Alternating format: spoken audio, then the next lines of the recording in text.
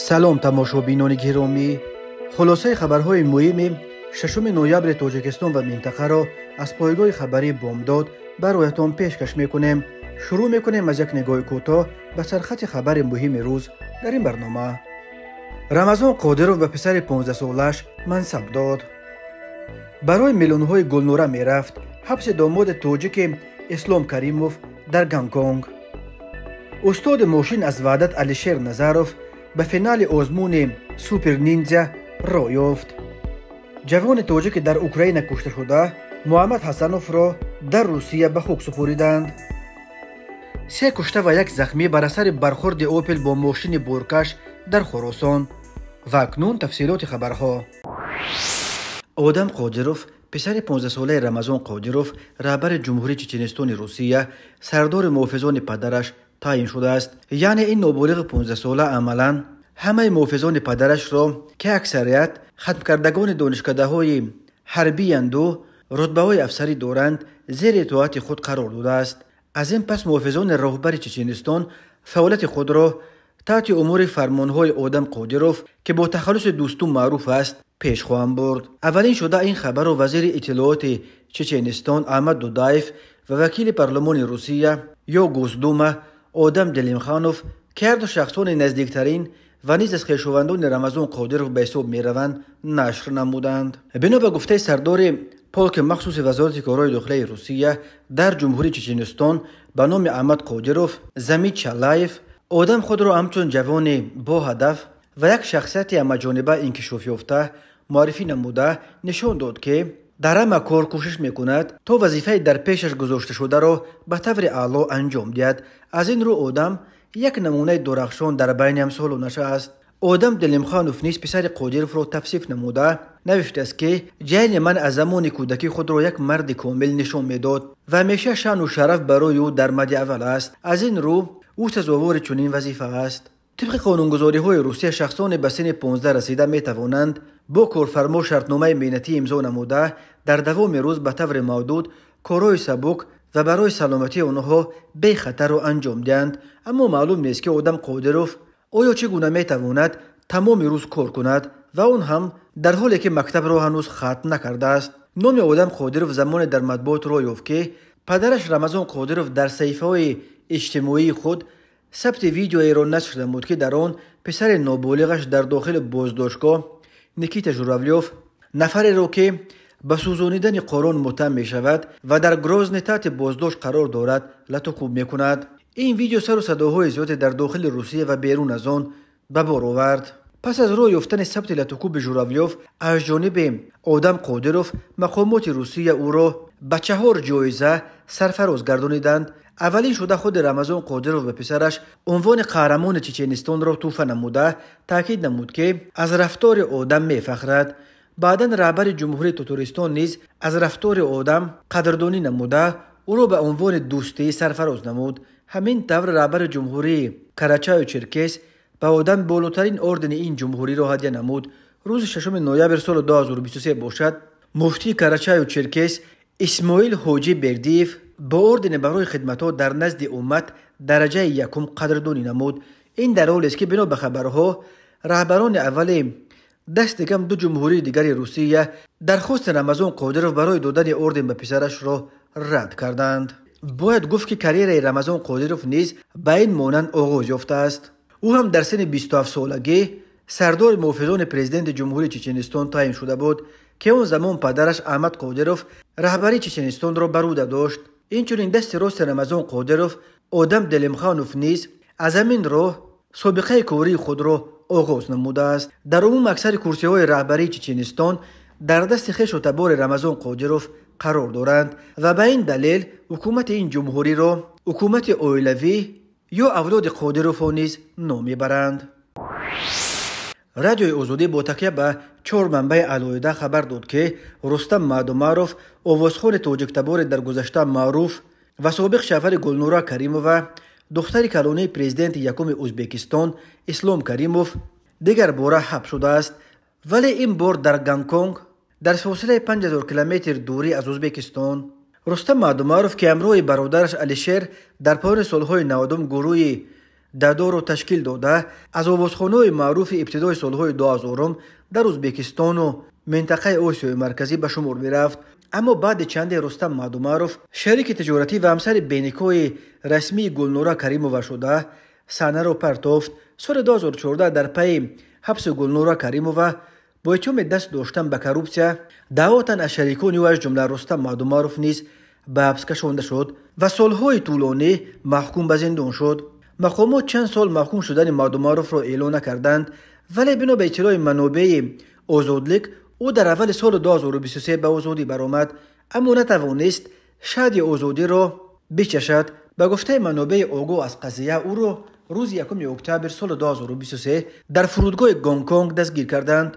او به گانگکنگ نه با اختیار خود بلکه با امر رهبران بلندپایه خدمات امنیت دولتی ازبکستان یا SGB رفته بوده است تا که پولهای موجوده در حسابهای بانکی گلنورا کریمووا را به دیگر حسابهایی که به او فرمودند انتقال دهد. منبع آزادلیک گفت مادوماروف را 2 افسر امنیت امروی می‌کردند. وقتی که آنها توسط خطای وارد هنگ‌کنگ شدند، او را برابر وارد شدن در فرودگاه دستگیر کردند.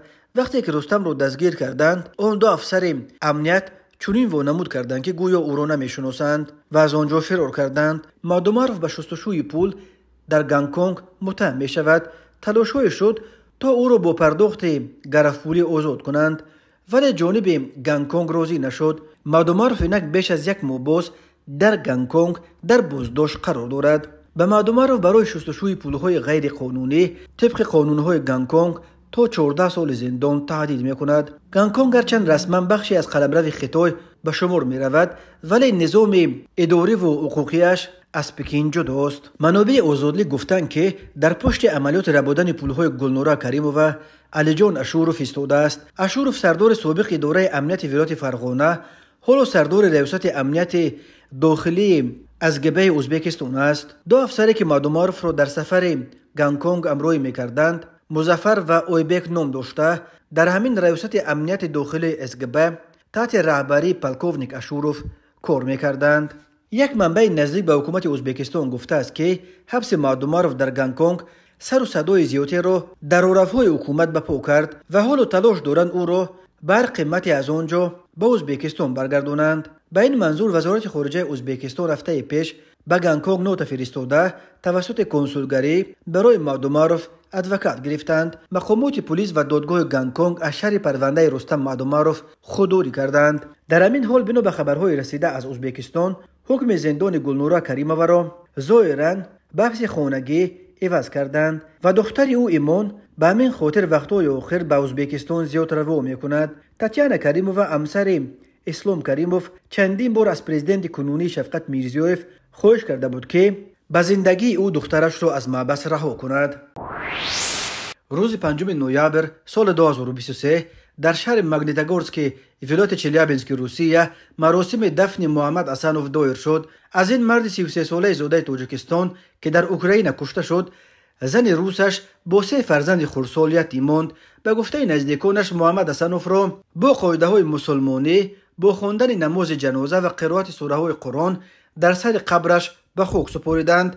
در لفه انوس چوبین در مزار این تاجیک جوانمرگ همچون علامت قبر مسلمان بودن این مزار عکس معتاب کشیده شده است. محمد حسنوف 30 اپریل سال 1990 در منطقه لمنوسوف در کنار شهر قرغنتپه هولو بوختر در جنوب تاجیکستان به دنیا آمده است. محمد حسنوف سال 2007 مگی 17 سال داشت که به ماگنیتگورسک آمد و همانجا ماند. او سال 2010 همچون راننده در صف قوه‌های مسلح روسیه خدمت میکرد. بنا به نوشته لفه سر مزارش محمد حسنوف هنوز 2 ماه پیش یعنی روز 28 آگوست سال 2023 کشته شده است. به نزدیکان او خبر دادند که در پایان ماه آگوست ماشینی کمازی که محمد رانندگی میکرد هدف حمله هواپیمای بی‌سرنشین قرار گرفته است. در نتیجه حمله محمد حسنوف جراحت‌های سنگین برداشته جان داده است. درباره در کدام منطقه اوکراین رخ دادن این حمله معلوماتی در دست نیست. به نزدیکان محمد حسنوف این رو هم نفهموندند که چرا انتقال جسد او برای گور و چوب بیش از 2 ماه طول کشیده است. یکی از نزدیکان محمد حسنوف روز 5 نوامبر به پایگاه خبری بامداد گفت که او قریب 2 ماه همچون نفر بینام و نشان جستجو میشد. بعد که یافتن جسدش آنچنان بر اثر حمله درون سوخته سیاه شده بود که شناخته نمیشد. همون خیل رویش رو دیگر کسی ندیده به خاکش سپردند. نقل کردم صحبت بامداد. روسیه 24 فوریه سال 2022 به اوکراین حمله کرد. طی بیش از 20 ماه گذشته از آغاز این جنگ که مقامات روسیه اون را همچنان سرسختانه نه جنگ بلکه عملیات مخصوص حربی نام میبرند، از هر دو طرف 10,000 نفر کشته شده، تقریبا 9 میلیون آدم زخمی شد. علیشیر نظرف 26 ساله استای ماشین از شهر وحدت که در روسیه تحصیل کرده و اولو در قزاقستان کار میکند به مرحله نهایی آزمون سوپر نینجا در شبکه تلویزیونی روسی استس رخ گرفت. رقابت‌ها برای راه یافتن به فینال این سبقت تلویزیونی در شهر مینرال نیوادی دایر شد و علیشیر نظرف توانست در گروه خودش ورزشگران مشهور و پس سر گذاشته جای اول را به دست بیارد و اول به نیم فینال و سپس به فینال برآید. در آزمون سوپر نینجا داوطلبان باید با استفاده از هنر گیمناستیک و اکروباتی از مانع‌های دشوار گذشته در انجام القوا را هم با خود بگیرند. آنچه که گذشتن داوطلبان از مانع‌ها را باز هم مشکل‌تر می‌کند این است که آنها باید این مانع‌ها را در روی آب گذارند و یک اشتباه کافی است که داوطلب به آب سرازیر شده این آرزو هم زیر آب برود. در آزمون سوپر نینجا 175 نفر اشتراک داشتند که 25 نفری در 7 گروه تقسیم شده بودند. از این گروه 10 نفری به نیم فینال میبراید و سپس این 70 نفر به 35 جفت تقسیم شده برای 35 جای در فینال وارد رقابت شدند. علیشیر نظرف در گروهش در بین 25 نفر جای اول را گرفته، سپس در نیم فینال با وجود 10 ثانیه وقت داشتنش به دختری که رقیبش بود بازم غالب آمد و روی فینال شد. ماه دکبر 35 داوطلب از جمله علیشیر نظرف رقابت‌ها را در مرحله نهایی آزمون سوپر نینجا ادامه میدهند.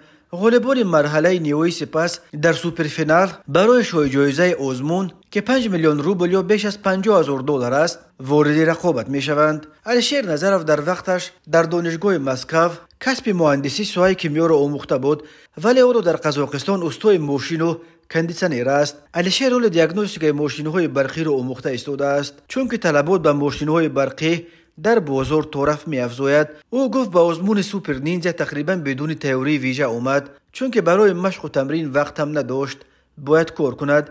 علیشیر نظرف گفت او در وحدت تاجیکستان در یک عائله 3 فرزند به وی رسیده در دوران کودکیش زندگی سخت و گاهی حتی عذاب گرسنگی را هم کشیده است و حالا می‌خواهد در صورت پیروزی با پولی که از آزمون سوپر نینجا به دست خواهد آورد برای پدر و مادرش در تاجیکستان خانه و در نو بسازد تا در پیرانسالی راحت کنند. باقی مانده پول را او می‌خواهد برای کمک به نیازمندان صرف کند.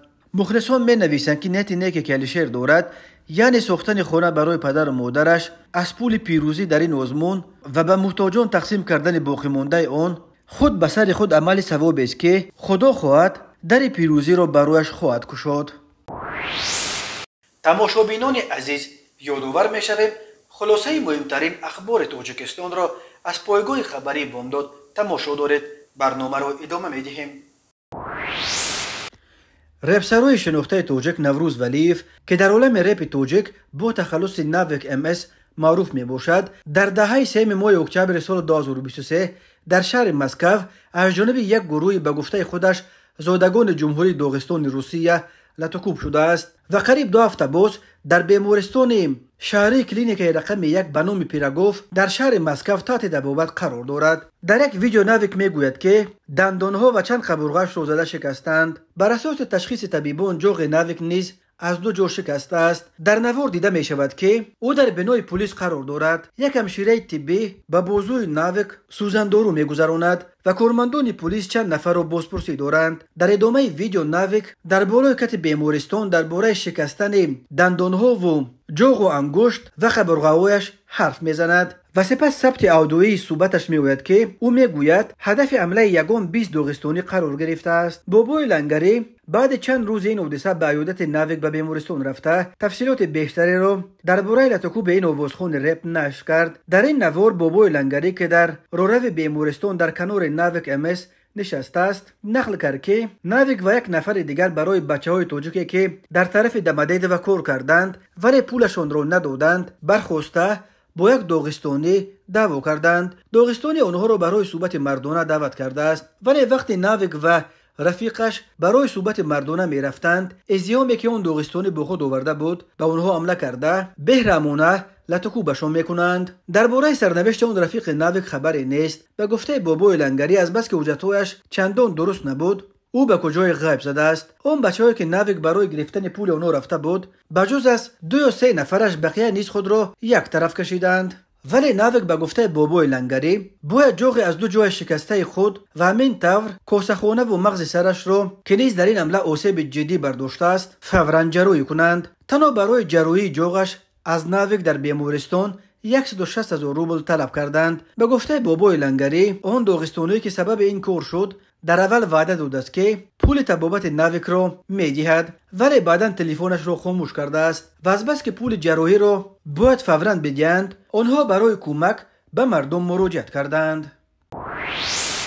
تلگرام کانال 112 روز 5 نوامبر سال 2023 از بازداشت 2 قاچاقبر خبر داد که میخواستند توسط فرودگاه شهر بلاگاویشنسک که ولایت امور روسیه مقدار زیاد طلای ارزشش 3 میلیون روبل را از این گوشه منطقه شرق دور روسیه به تاجیکستان قاچاق کنند. بنا به اطلاع 112 زادگان تاجیکستان سلیمان ولی و سوراب قربانوف در یک جنگل برای خود مکان طلاجویی و طلاشویی درست کرده در دوام 8 ماه به طور غیر قانونی به استخراج طلا و نقره مشغول شدند، ولی یا مکان انتخاب کردهشان چندان از معدن طلا بای نبود و یا خود طلاشویان تنبلی کردند، ولی در این مدت طولانی همگی به مبلغ 3 میلیون روبل طلا جمع آوردند. آنها غنیمت جمع آورده خود را در فلگه ها بسته کرده سپس در ترموس آهنین انداختند و به فرودگاه بلاگاویشنسک رفتند تا از آنجا به تاجیکستان پرواز کنند. ولی این رفیقان شبهه برانگیز را در گمرک به حجره خدمتی برده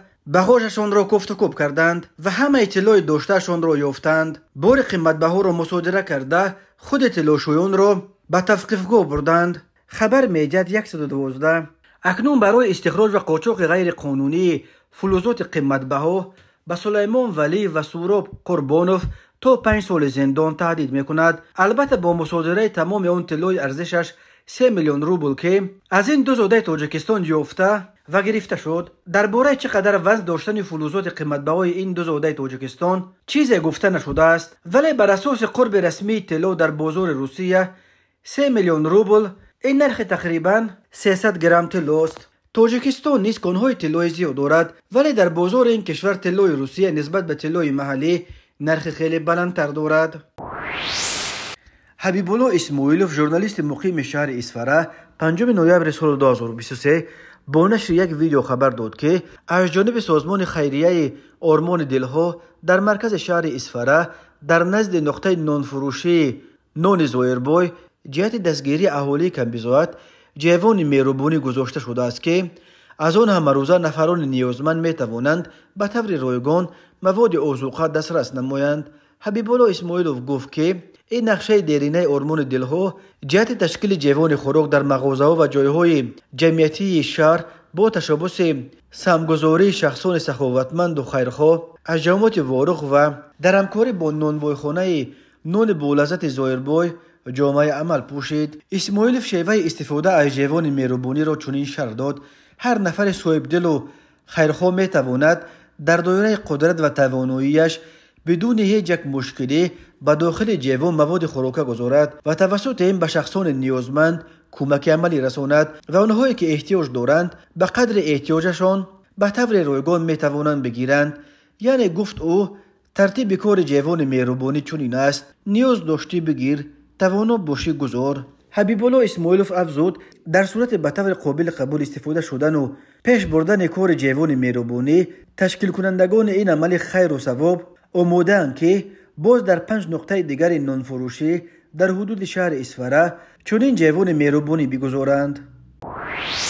شام 1 نوامبر سال 2023 در یک صدمه پرقربانی در حدود ناحیه خراسان در نتیجه به قسمت قفای ماشین بورکش تمغه مرسدس برخوردن ماشین مسافرکش تمغه اوپل استرا 3 مسافر اوپل از جمله یک زن 58 ساله، یک جوان 21 ساله و یک کودک 9 ساله به هلاکت رسیده راننده اوپل جراحت برداشته است. مرکز مطبوعات وزارت کارهای داخلی تاجیکستان روز 6 نوامبر سال 2023 در شرح این حادثه خبر داد که شام 1 نوامبر سال 2023 تخمینا ساعت 19:40 راننده ماشین تمغه اوپل استرا تویروف رجبالی سال تولدش 2004 ساکن نویه وخش هنگام حرکت از سمت شهر دوشنبه به سمت شهر بختر واقع در حدود نویه خراسان از عهده اداره وسطای نقلیات نبرآمده به قفای ماشین بارکش تمغه مرسدس بنز تحت اداره بیگوف امید سال تولدش 1987 ساکن نویه جیهون برخورده است. در نتیجه مسافران داخل ماشین اوپل استرا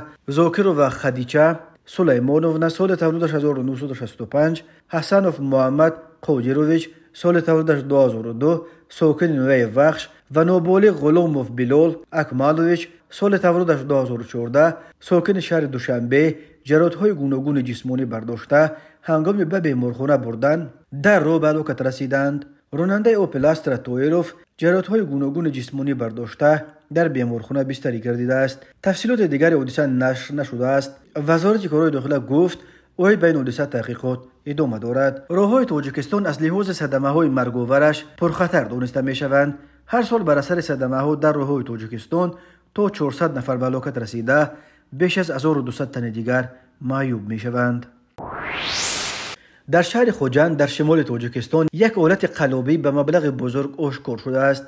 مرکز مطبوعات وزارت کارهای داخلی تاجیکستان روز 6 نوامبر سال 2023 خبر داد که یک ساکن سالخورده این شهر دست به مردم فریبی زده یک ساکن نی سالخورده خوجند را به مبلغ $30,000 فریب داده و اینک 3.5 سال باز پولش رو نمیدهد. بنا به اطلاع وزارت کارهای داخلی در نتیجه برگزار نمودن چاره‌بینی و اپراتیوی جستجویی از جانب کارمندان میلیشیا معین کرده شد که مرد 60 ساله ساکن شهر خوجند ماه مای سال 2020 در حدود شهر مذکور با راه فریب به باوری مرد 59 ساله ساکن همین شهر در اومده از او $30,000 آمریکایی همچون قرض گرفته مبلغش را تا حال برنگردانیده است. نسبت به گمان برشونده بر اساس ماده 247 قسم 4 کودکس جنایتی جمهوری تاجیکستان با اتهام قلابی به مبلغ مخصوصا بزرگ پرونده جنایتی آغاز کرده شده تفتیشات ادامه دارد. وقتهای آخر در تاجیکستان موردهای قلابی به خصوص موردهای فریب هنگام معامله‌های تجارتی خیلی زیاد شده است. بنا به آمار وزارت کارهای داخلی در نیمه اول سال 2023 در تاجیکستان 1491 مورد قلابی ثبت شده است که این قریب 13% از جمله 11612 جنایت در نیمه اول سال جاری در کشور رخ داده را تشکیل می‌دهد. تماشابینان عزیز و گرامی، این بود مرور به خلاصه چند خبر مهم امروز تاجیکستان.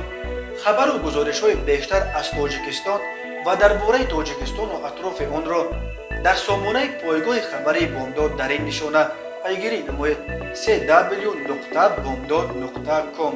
خوش باشید.